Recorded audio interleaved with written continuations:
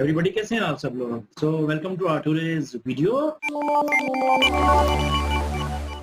जैसा कि आपको टॉपिक से नजर आ रहा है, आज हम क्या करने जा रहे हैं। We are going to prepare dose and we are going to perform some calculations for the experimental pharmacology. अच्छा, जहाँ तक बात ये है कि फार्मासिस्ट है या क्लिनिकल रिसर्चर है या पोस्ट ग्रेजुएट स्टूडेंट है या इवन फॉर्म डी का स्टूडेंट है, तो उसको अपनी लेबोरेटरीज में हमेशा डोज की कैलकुलेशन से वास्ता पड़ता रहता है। यहाँ पे हमारे लिए क्या स्पेशल है, we are going to talk about experimental pharmacology in which we are going to handle the animals. कौन से एनिमल्स? हम उन एनिमल्स की बात करने लगे हैं जिनके साथ हम प्री क्लिनिकल स्टडीज परफॉर्म करते हैं। और प्री क्लिनिकल स्टडीज परफॉर्म करने के लिए हमारे पास दो तरह की स्पीशीज होती हैं। एक वो है जो कि नॉन ह्यूमन प्राइमेट्स हैं, और जैसे मंकीज हैं या चिंपैंजीज हैं, और एक ऐसी हैं जिनको हम रोडेंट्स कहते हैं, जिसमें खासतौर पे माइस और रैट्स आ जाते हैं। फिर उसके बाद आप आगे दूसरे रोडेंट्स जैसे गिनी पिग्स हैं और वो भी इस्तेमाल कर सकते हैं।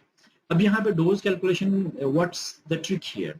डोज कैलकुलेशन जो है कोई इतनी बड़ी चीज नहीं है। जाहिर है आप कैलकुलेशन परफॉर्म करते हैं तो आपको एक ह्यूमन की डोज मिलेगी या आपको रिसर्च पेपर से एनिमल की स्टडीज की डोज मिल जाएगी, तो आप उसको आपस में एक दूसरे के साथ ट्रांसफॉर्म कर सकते हैं।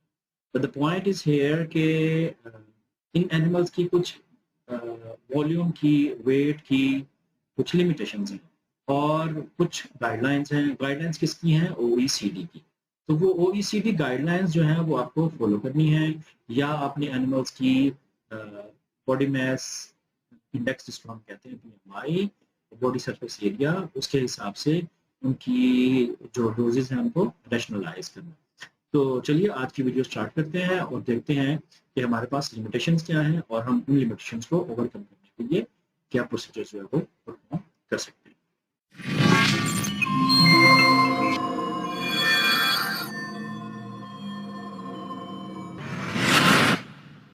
अच्छा जी, तो जैसे कि हमारे पास, जैसे मैंने आपको अभी बताया कि सबसे इम्पोर्टेंट ये है कि हमारे पास जो है वो स्पीशीज कौन सी है।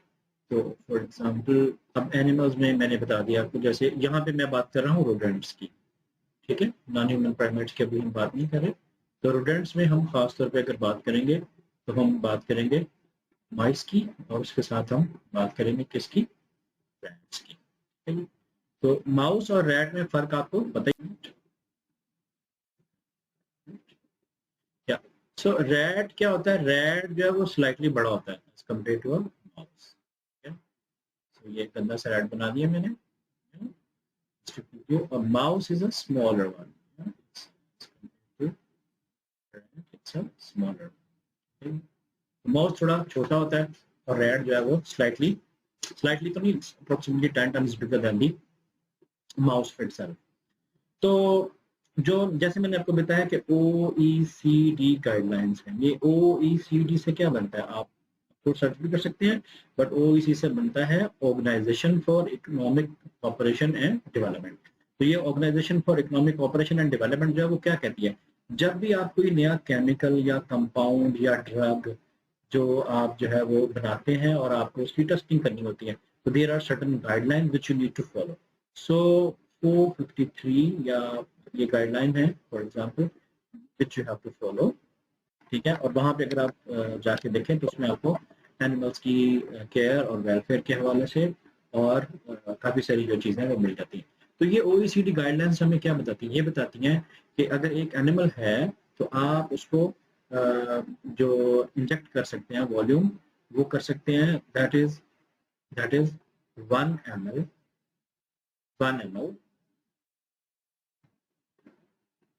in case of non-aqueous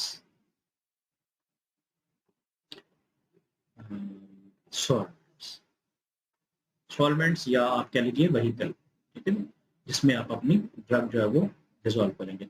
अब वहीकल क्या है? वहीकल वो है जिसमें आप अपनी ड्रग को डिजोल्व करते हैं, डिस्पर्स करते हैं, और उसके बाद आप उसको एनिमल को जो है वो दे देते हैं। Your route could be oral, your route could be intraperitoneal, and of course आपको इस चीज़ का ख्याल रखना है कि जब आप इंट्रापेरिटोनियल देंगे तो स्टेरिलिटी का ख्याल रखना है। अगर आप सबक्यूटेनियस देंगे तब भी स्टेबिलिटी का ख्याल रखना है। और अगर आप इन केस एनिमल को जो ओरल रूट के थ्रू दे रहे हैं तो देयर इज अ पॉसिबिलिटी कि आप जो है वो गैवेजिंग के थ्रू देंगे और एनिमल का जो सोल्यूशन है वो स्टीरल ना भी हो तो वो नॉर्मल जैसे फूड इनटेक होता है तो वैसे ले सकते हैं। अच्छा, अब जैसे मैंने आपको बताया मिनिमम जो है मिनिमम तो नहीं, नॉन एक्वस सॉल्वेंट के केस में ये 1 ml है और जो है वो एक्वस सॉल्वेंट के केस में that is the max which you can administer. या स्लाइट वेरिएशन रैट के केस में आएगी, बट माउस माउस के केस में हम देखेंगे कि हम एडजस्टमेंट ही ऐसे ऐसे करेंगे कि ये 1 ml से नीचे ही हो जाएगा।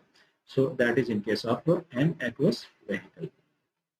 अच्छा, मैं साथ साथ आपको बताता चलूं कि जो व्हीकल हम यूज करते हैं तो उसकी प्रॉपर्टीज मींस बायोलॉजिकली इनर्ट होना चाहिए, नॉन टॉक्सिक होना चाहिए।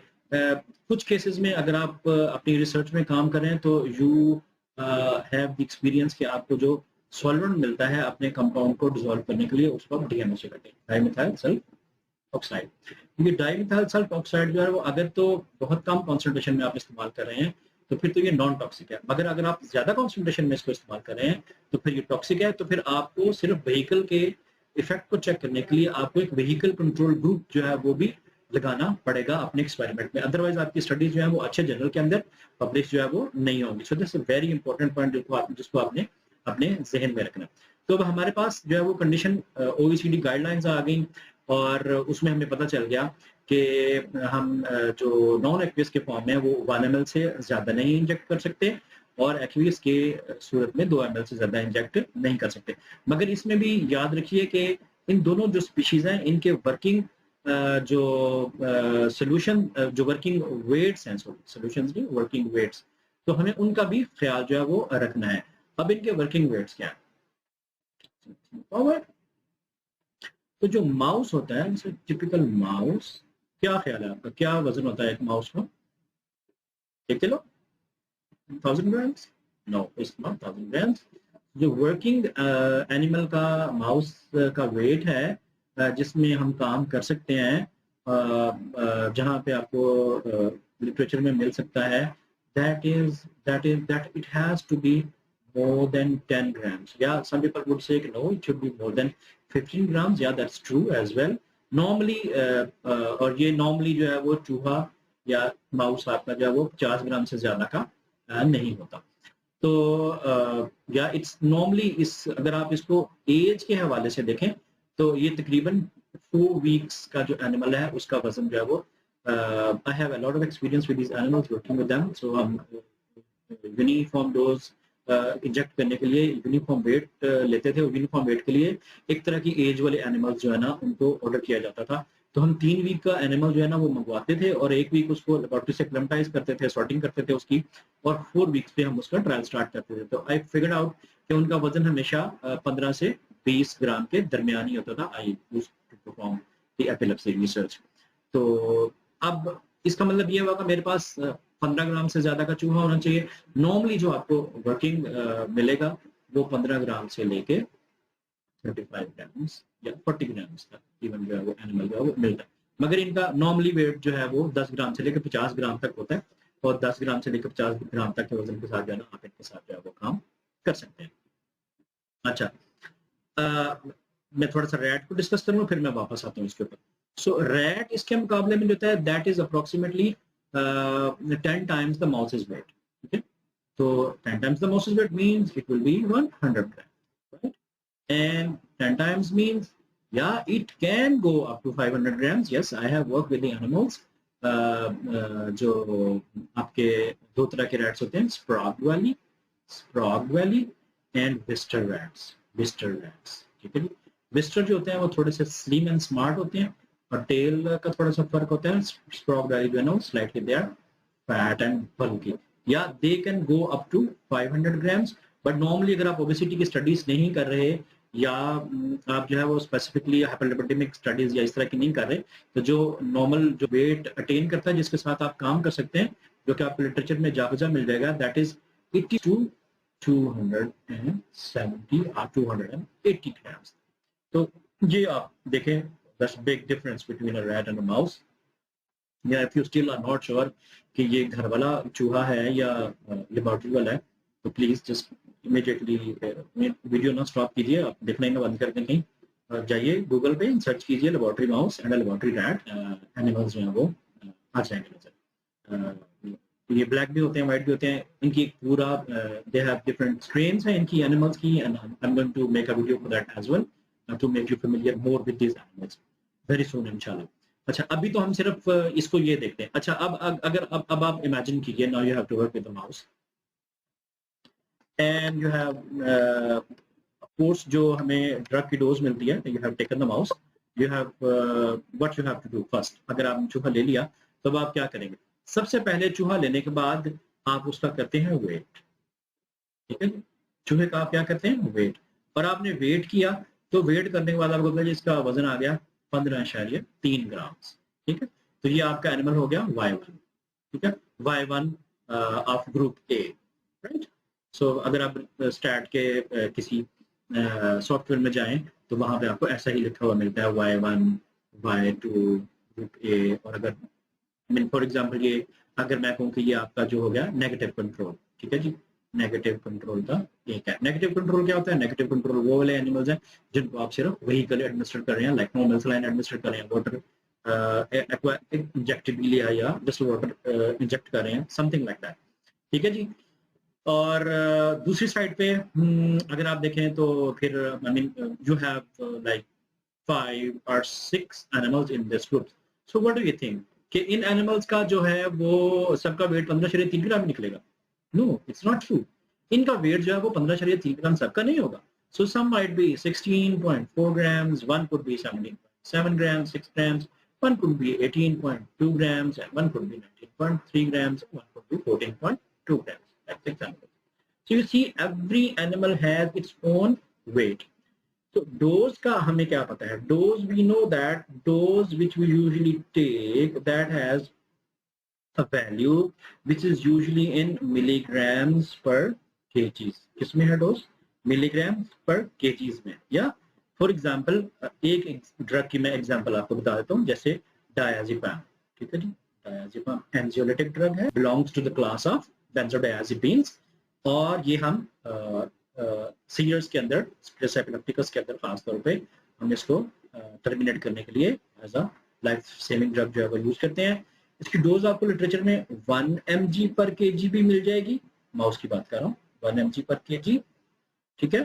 फिर आपको 3 mg पर केजी भी मिल जाएगी। I hope you can see that, 3 mg per kg भी मिल जाएगी, and you will also find that dose as 5 mg per kg. Okay, तो यहाँ पे अगर आप देखिए तो आपको 3 डिफरेंट किस्म की डोजेज जो है वो मिल गई हैं। और अब हमारा जो चूहे का वजन है that is like this, and we have the dose in 5 mg per kg. तो इसको मैं सिंपलीफाइड अगर करूं तो ये है 5 milligrams, sorry milligrams not grams, per 1000 grams, because 1 kg है, and this is 17.6 grams. This is what I was talking about at the initial point कि आपको डोज की कैलकुलेशन करनी है। ये है ट्रांसफॉर्मेशन कि आपने इसमें से, इस डोज में से जो कि 1000 ग्राम के लिए इतनी डोज है, उसमें से कितनी लेनी है कि आपके ये ABCDE F जो एनिमल्स हैं उनके वेट के अकॉर्डिंगली डोज जो है वो निकल आए। I think you know this concept already. मैं थोड़ा एग्जैजरेट कर रहा हूँ प्रोबेबली, बट या you know this concept already. Okay,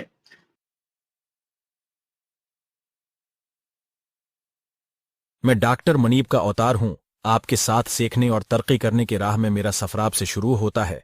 हम अपने YouTube चैनल लर्न्यूरस पर आज की वीडियो के आखिरी हिस्से तक पहुंच चुकी हैं। बकाया हुस्सों के लिए बराह मेहरबानी हमारे साथ जड़े रहें, ये मज़ेदार होगा। रब राखा।